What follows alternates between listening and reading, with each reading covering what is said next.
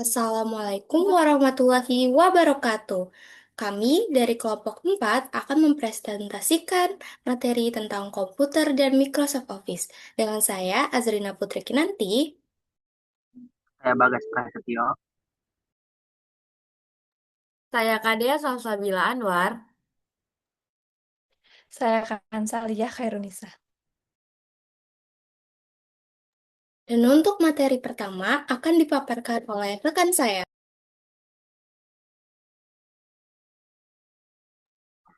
Untuk next slide-nya, apa itu komputer? Komputer merupakan alat elektronik cerdas yang bekerja dengan cara menerima data mentah, memprosesnya dengan cepat, serta menyimpannya di dalam storage, sehingga menghasilkan informasi baru yang siap digunakan. Jenis-jenis komputer antara lain ada personal komputer atau PC, laptop, handphone, dan juga superkomputer.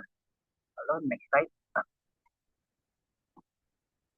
Nah, komputer memiliki empat fungsi utama, antara lain ada data input, yaitu kita menerima data mentah yang dimasukkan penggunanya lewat perangkat luar seperti keyboard dan sebagainya. Lalu ada data processing, yaitu otak komputer yang mengolah data mentah tersebut menjadi informasi yang memiliki arti atau informasi baru. Lalu ketiga ada data storage, itu mengamankan data yang telah diolah tersebut ke dalam tempat penyimpanan.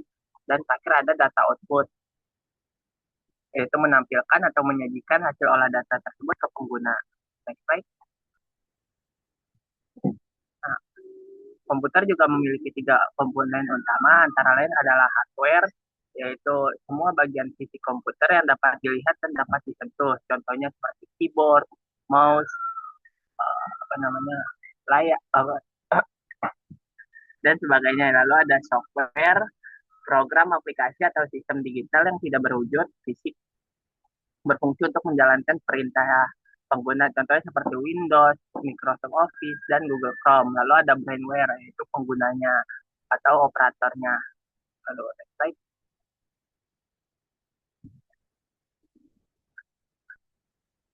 Nah, bagi pemula tuh ada 3 langkah untuk menjalankan Windows.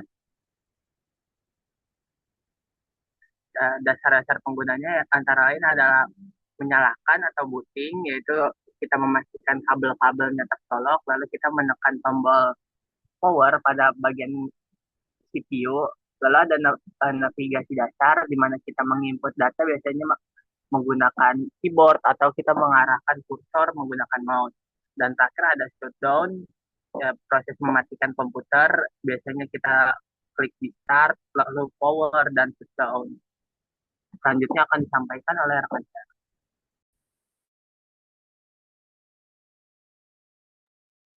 Baik, selanjutnya ada sistem operasi Windows. Pada sistem operasi Windows ini, perangkat lunak yang berfungsi mengatur seluruh aktivitas komputer Windows menjadi salah satu sistem operasi yang paling banyak digunakan.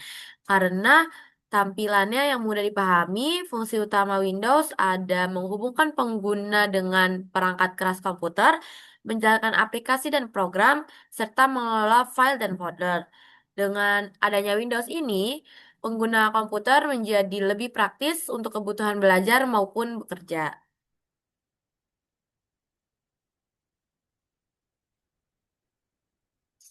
Selanjutnya ada mengenal tampilan Windows yang Selan- Setelah itu, setelah komputer dinyalakan, kita nih akan melihat desktop Windows yang menjadi halaman utama komputer. Pada desktop ini terdapat berbagai ikon aplikasi, file, dan shortcut. Di bagian bawah layar terdapat taskbar yang berfungsi menampilkan aplikasi yang sedang berjalan dan memudahkan perpindahan antar aplikasinya. Selain itu, ada Start menu yang digunakan untuk mengakses aplikasi, pengaturan dokumen, serta fitur pencarian di komputer. Selanjutnya ada File Explorer Management. File. Jadi di sini tuh file export adalah fitur Windows yang digunakan untuk mengelola file dan folder, melakukan file explorer, kita dapat melihat, mencari, menyalin, dan memindahkan maupun menghapus data. Pengelolaan file yang baik sangat penting agar dokumen tersusun dengan rapi dan mudah digunakan ketika dibutuhkan. Kemampuan ini akan sangat membantu dalam kegiatan belajar maupun pekerjaan sehari-hari. Selanjutnya akan dibacakan oleh rekan saya.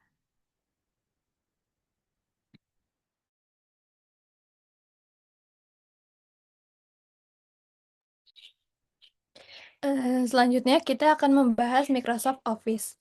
Microsoft Office merupakan kumpulan aplikasi yang sering digunakan untuk membantu pekerjaan sehari-hari, baik di sekolah, kampus, maupun di lingkungan kerja.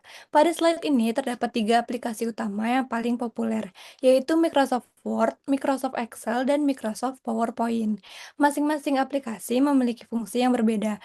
Microsoft Word digunakan untuk mengolah dokumen, Microsoft Excel digunakan untuk mengolah data dan angka, sedangkan Microsoft PowerPoint digunakan untuk membuat presentasi. Ketiga aplikasi ini saling melengkapi dan menjadi keterampilan dasar yang penting untuk dikuasai di era digital saat ini.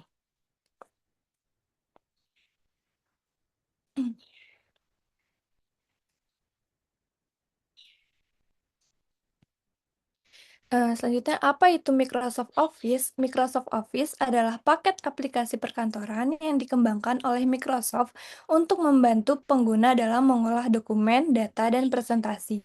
Di dalam Microsoft Office terdapat beberapa aplikasi, namun yang paling sering digunakan seperti yang di depan tadi yaitu adalah Microsoft Word, Microsoft Excel, dan Microsoft PowerPoint. Microsoft Word berfungsi sebagai pengolah kata sehingga cocok digunakan untuk membuat surat, laporan, dan makalah. Microsoft Excel berfungsi sebagai pengolah angka dan data yang membantu proses perhitungan serta analisis data. Sedangkan Microsoft PowerPoint digunakan untuk membuat media presentasi dalam bentuk slide yang menarik dan mudah dipahami. Keberadaan Microsoft Office memberikan banyak manfaat seperti membantu pekerjaan administrasi, mempercepat pengolahan data, dan mendukung kegiatan belajar maupun presentasi. Karena itulah, Microsoft Office menjadi salah satu software yang hampir selalu digunakan dalam dunia pendidikan dan pekerjaan.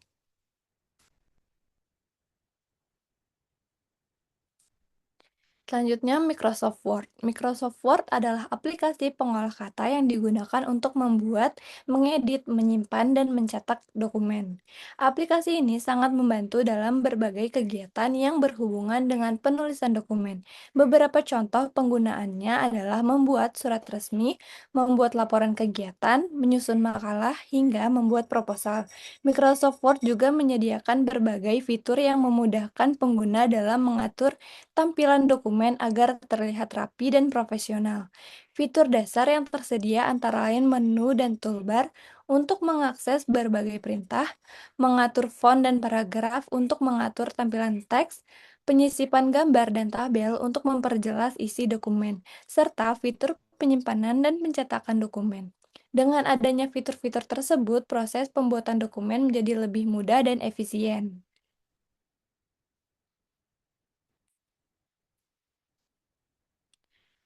Untuk membuat dokumen di Microsoft Word, langkah pertama adalah membuka aplikasi Microsoft Word, kemudian memilih blank dokumen untuk membuat lembar kerja baru.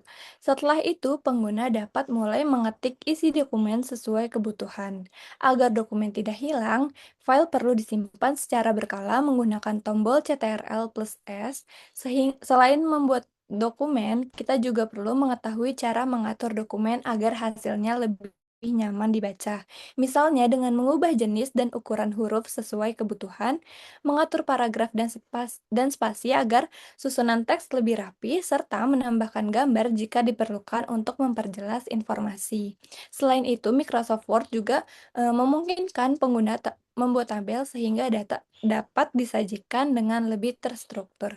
Kemampuan mengatur dokumen ini sangat penting agar hasil pekerjaan terlihat lebih profesional.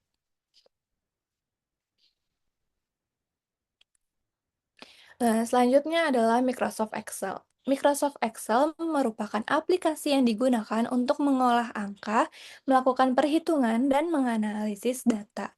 Aplikasi ini banyak digunakan di sekolah, perkantoran, maupun perusahaan karena mampu mengolah data dalam jumlah besar dengan cepat. Dalam Microsoft Excel terdapat beberapa komponen dasar yang perlu diketahui. Workbook adalah keseluruhan file Excel yang kita simpan. Di dalam workbook terdapat worksheet, yaitu lembar kerja tempat kita memasukkan data.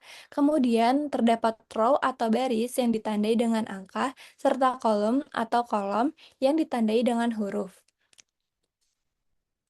Microsoft Excel memiliki banyak kegunaan seperti mengolah nilai siswa, membuat laporan keuangan, dan mengolah data penjualan. Dengan Excel, pekerjaan yang berhubungan dengan angka dapat dilakukan dengan lebih cepat dan mengurangi kesalahan perhitungan.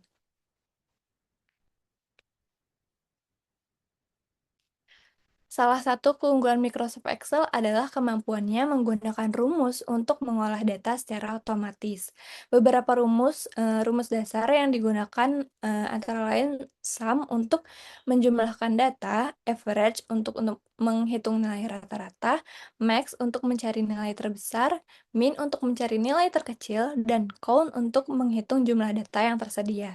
Sebagai contoh, jika seorang guru ingin mengetahui rata-rata nilai siswa, maka dapat menggunakan rumus average tanpa harus menghitung satu persatu secara manual. Selain menggunakan rumus, Microsoft Excel juga dapat digunakan untuk membuat tabel dan grafik.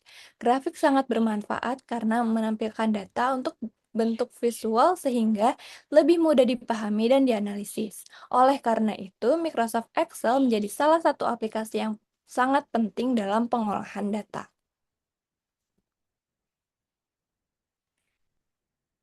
Setelah membahas Word dan Excel, berikutnya adalah Microsoft PowerPoint.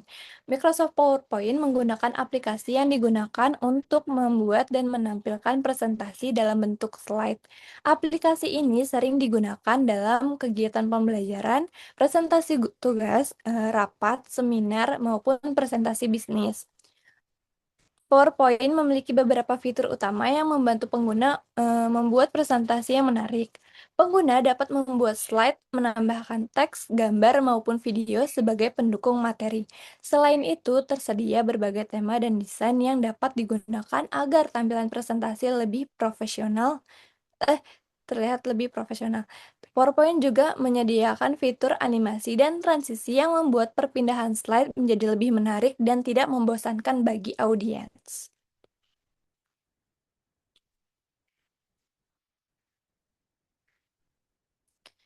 Untuk membuat presentasi menggunakan Microsoft PowerPoint, pertama-tama membuka aplikasi PowerPoint dan pilih New Presentation. Setelah itu, tambahkan slide sesuai jumlah materi yang akan disampaikan. Kemudian, masukkan teks, gambar, atau media lain yang mendukung isi presentasi. Langkah berikutnya adalah memilih tema dan desain yang sesuai agar tampilan slide lebih menarik dan seragam. Jika diperlukan, tambahkan animasi pada objek atau transisi antar slide untuk meningkatkan kualitas presentasi. Setelah semua materi selesai disusun, presentasi dapat dijalankan menggunakan fitur slideshow atau dengan menekan tombol F5 pada keyboard. Dengan mengikuti langkah-langkah tersebut, kita dapat membuat presentasi yang tidak hanya informatif, tetapi juga menarik dan mudah dipahami oleh audiens. Selanjutnya akan dijelaskan oleh rekan saya.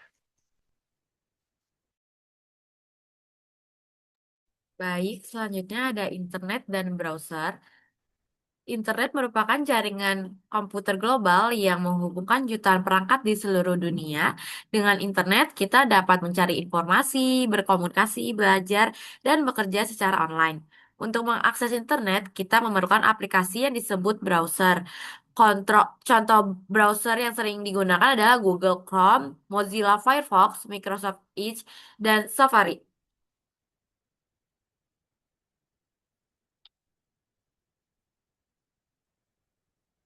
Selanjutnya ada mesin pencari dan cara mencari informasi. Nah, mesin pencari ini atau search engine adalah layanan yang membantu pengguna untuk menemukan informasi di internet. Contoh mesin pencari yang populer adalah Google, Yahoo, dan Bing. Agar mendapatkan informasi yang lebih akurat, gunakan kata kunci yang spesifik. Pilih sumber yang terpercaya, bandingkan informasi dari beberapa sumber dan perhatikan tanggal publikasinya. Semakin spesifik kata kunci yang digunakan, semakin relevan hasil pencarian yang diperoleh.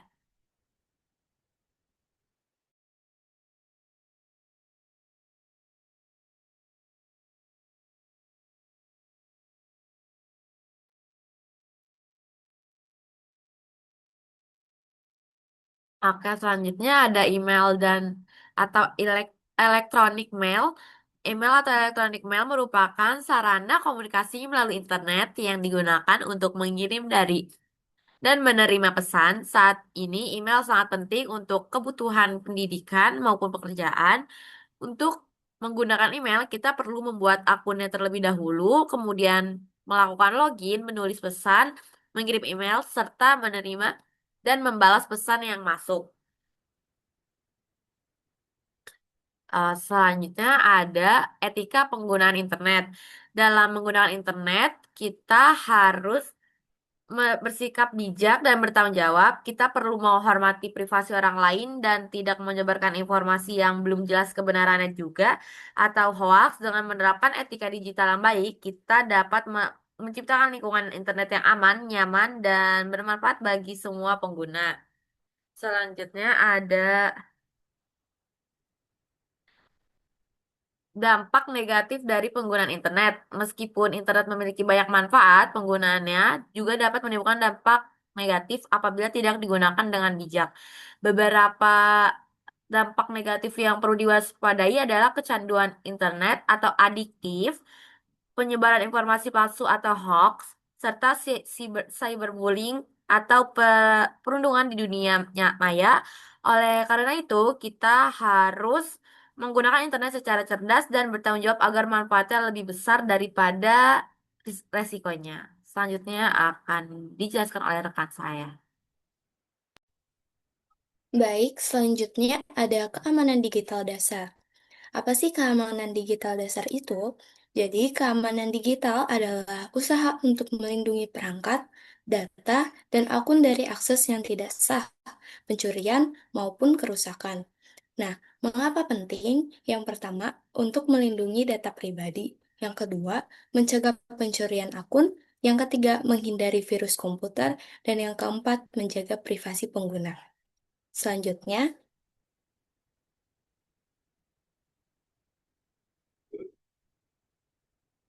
selanjutnya ada keamanan digital. Keamanan digital meliputi yang pertama, password yang kuat. Apa sih password yang kuat? Yaitu tipsnya jangan menggunakan tanggal lahir, ganti password secara berkala, dan gunakan password berbeda untuk setiap akun. Yang kedua ada waspada phishing. Phishing adalah usaha mencuri informasi pribadi melalui email, SMS, WhatsApp, atau website palsu. Cara menghindarinya yaitu jangan klik link yang mencurigakan, periksa alamat website, dan jangan memberikan OTP kepada siapapun. Yang ketiga ada backup data. Backup adalah proses membuat salinan data agar tidak hilang. Dan manfaatnya itu menghindari kehilangan data, mempermudah pemulihan file, dan terakhir melindungi dokumen yang penting. Next. Nah, yang terakhir ada praktik dan evaluasi. Praktik yang pertama yaitu microsupport. Buatlah surat sederhana dengan ketentuan judul, tanggal, isi surat, penutup, dan nama pengirim. Menggunakan format font Calibri 11 atau Times New Roman 12, letak kiri kanan, dan margin normal. Selanjutnya, yang kedua ada evaluasi, yaitu berisi pertanyaan. Pertama, backup data bertujuan untuk menghapus data, menyalin data, merusak data, atau menggandakan virus. Yang kedua, program untuk membuat presentasi adalah Word, Excel, PowerPoint, atau Paint.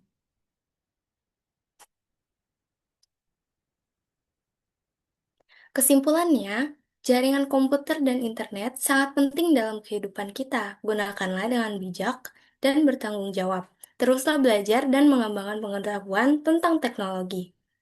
Jaringan komputer dan internet merupakan bagian dari kehidupan kita sehari-hari. Bersama-sama, kita dapat memaksimalkan teknologi ini untuk mencapai tujuan kita.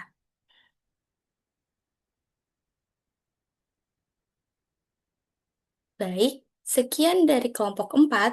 Kurang lebihnya mohon maaf. Wassalamualaikum warahmatullahi wabarakatuh.